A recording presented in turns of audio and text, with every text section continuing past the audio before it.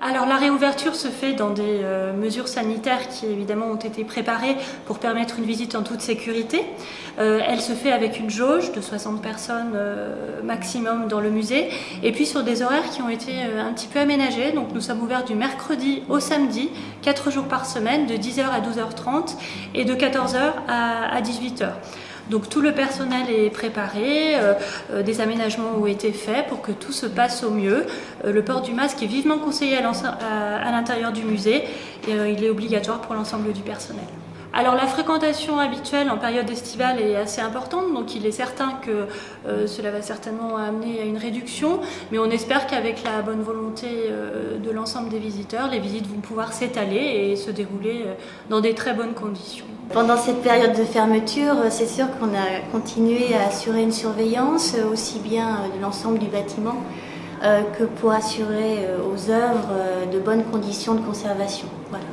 Donc tous les jours, il y avait une présence ici sur le musée pour assurer cette bonne conservation de la collection et permettre après aux visiteurs, bien sûr, de profiter au mieux de ce qu'on propose ici. Ça a été très frustrant de voir cette exposition qui démarrait très bien s'arrêter au bout de 15 jours pour les raisons qu'on connaît. Un petit peu difficile de résumer en quelques mots, mais ce qu'on voit essentiellement, ce sont des paysages urbains qui sont inspirés non pas de photos parfaitement réalisées, volontairement réalisées, mais à partir d'images brutes qui sont extraites essentiellement de vidéoclips amateurs. Donc voilà, ce sont des images pas du tout travaillées. Et moi, mon travail esthétique, c'est de me saisir des imperfections de l'image numérique pour développer un projet esthétique. Ce musée, c'est un petit bijou.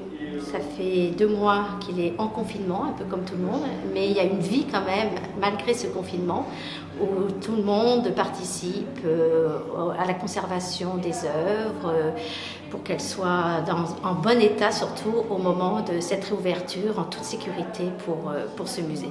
Donc ce musée, 17 000 visiteurs par an, ce qui est quand même un moment important de notre ville et de découverte de ce lieu où beaucoup de musées parisiens nous envient nos collections de Rodin, des impressionnistes avec des œuvres surtout qui sont assez marginales par rapport à l'impressionnisme, avec des tableaux de Pissarro, qui est un petit tableau par exemple de pointillisme.